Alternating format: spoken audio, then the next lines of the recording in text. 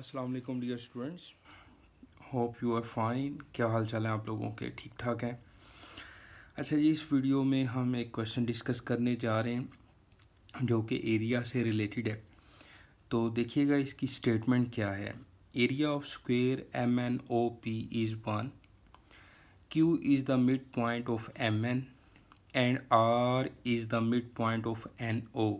What is the ratio of the area of the triangle PQR to the area of square MNOP या square simple वो जो उसने start में बोला है। अब देखें, हमने जो area of triangle, area of square तो उन्होंने दे दिया है 1। एरिया ऑफ ट्राइंगल का जो मेन फार्मूला, बेसिक फार्मूला आपको याद है, half into base into height. लेकिन इसमें यहाँ पर देखें तो Q और R जो है वो एम एन और एन ओ के मिड पॉइंट हैं। तो इससे हमें नहीं पता चल रहा कि हाइट कौन सी है और बेस कौन सी है। लेकिन जो एरिया ऑफ स्क्वेयर उसने दिया है 1, वहाँ से हमें सारा क्लू जो है, इसका हिंट जो है वो पता चल रहा है। तो हम ऐसे करते हैं कि ये जो P है इसको ओरिजिन कंसीडर कर लेते हैं, यानी कि इसको हम कह देते हैं कि ये 0 0 है। ठीक है। अब जब यहाँ से लेके यहाँ तक चले तो स्क्वेयर की जो लेंथ है, क्योंकि उसका एरिया 1 है, तो एरिया ऑफ स्क्वेयर बेसिकली होता है एल स्क्वेयर। तो अगर इसकी साइड में 1 लिखूँगा तो फिर ही इसका एरिया 1 बन रहा है। ठीक है। तो ओ के जो कोऑर्डिनेट्स हैं वो बनेंगे 1 और 0। और इसी तरह क्योंकि ये एक्स एक्सिस पर है तो एक्स कंपोनेंट इसका 1 होगा और वाई कंपोनेंट इसका 0 करते हैं आप। और जो m है वो y एक्सिस पर है, तो इसके जो कोऑर्डिनेट्स बनेंगे वो बेटा बनेंगे 0 और 1। क्योंकि ये y एक्सिस पर है तो x कंपोनेंट 0 हो जाएगा और इसका जो y कंपोनेंट है वो 1 बन जाएगा।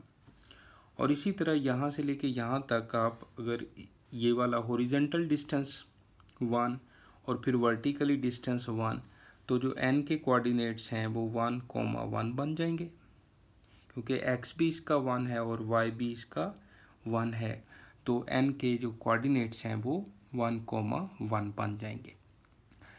अब जब हमारे पास डायमेंशंस नहीं हैं और बेस और हाइट का नहीं पता चल रहा, तो फिर हम एरिया ऑफ ट्राइंगल का जो एक एनालिटिकल ज्योमेट्री का फार्मूला है डिटर्मिनेंट वाला, वो लगाएंगे। वो क्या होता है, एरिया ऑफ ट्राइंगल सबसे पहले 1/2 x1 y1 1 x2 y2 1 x3 y3 1 और ऊपर इसके इस तरह से डिटर्मिनेंट।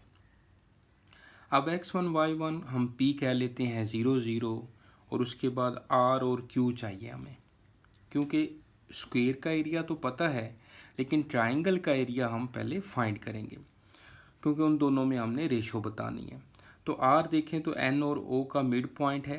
अब मिड पॉइंट का फार्मूला होता है x1 plus x2 divide by 2, फिर y1 plus y2 divide by 2।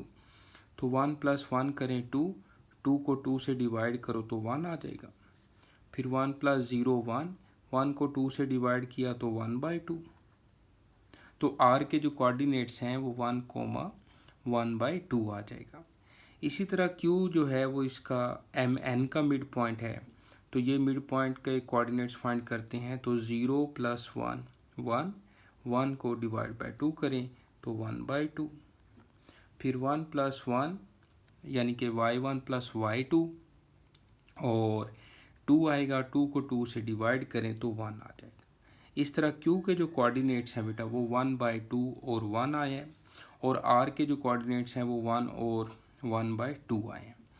अब हमारे पास जो ट्राइंगल है PQR, इसके कोऑर्डिनेट्स पता चल गए। अब ज़रा क्योंकि आपको समझा रहा हूँ तो इसलिए एक्सप्लेन करना पड़ रहा है हर चीज़, तो इस तरह का कोई भी क्वेश्चन आए तो आपने इस तरह से करना है। तो अब हम फार्मूले में वैल्यू पुट कर देते हैं। अब x1 y1 जो है वो P के कोऑर्डिनेट्स लिख लेते हैं 0 0 1, x2 y2 हम R को कह लेते हैं 1 1/2 और 1, और Q जो है वो हम x3 y3 कह देते हैं 1/2 1 और 1। अब क्योंकि जो फर्स्ट रो है इसमें 0 0 1 है तो हम एक्सपेंड बाय R1 करते हैं ज़्यादातर, तो एक्सपेंड बाय R1 करेंगे तो 0 0 से लिखने की ज़रूरत नहीं है, ये वाला एलिमेंट से हम एक्सपेंड करेंगे तो first row first column delete करेंगे तो बाकी क्या बच जाएगा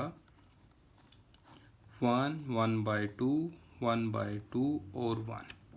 अब इसका हम डिटर्मिनेंट लेंगे तो 1/2 1 मल्टीप्लाई बाय 1 कर दें और 1/2 मल्टीप्लाई बाय 1/2 किया तो 1/4 आ गया।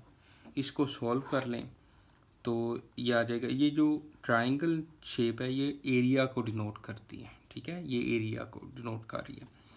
तो ये आ जाएगा 1/2 4 - 1/4 1/2 मल्टीप्लाई बाय 3/4 और 3/8।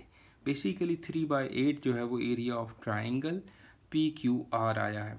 अब वो दोनों तरह से पूछ सकता है क्वेश्चन को। उसने पहले पूछा ratio of the area of triangle PQR to the area of square. तो ट्राइंगल PQR का जो एरिया वो पहले लिख लें और एरिया ऑफ स्क्वेयर बाद में लिख लें।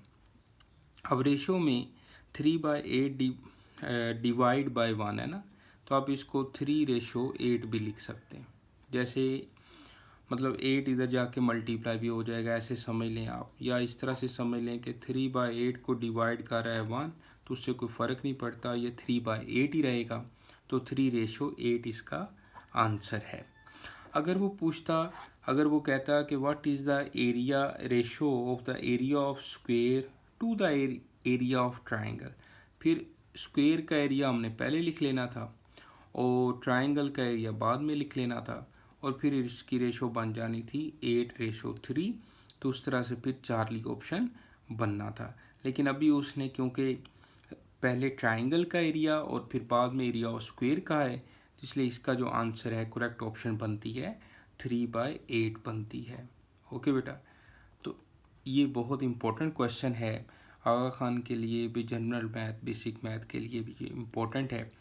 तो इसको देखिएगा, पढ़िएगा, कोई प्रॉब्लम हो पूछ लीजिएगा। अपना बहुत ख्याल रखें। Best of luck. अल्लाह हाफिज़।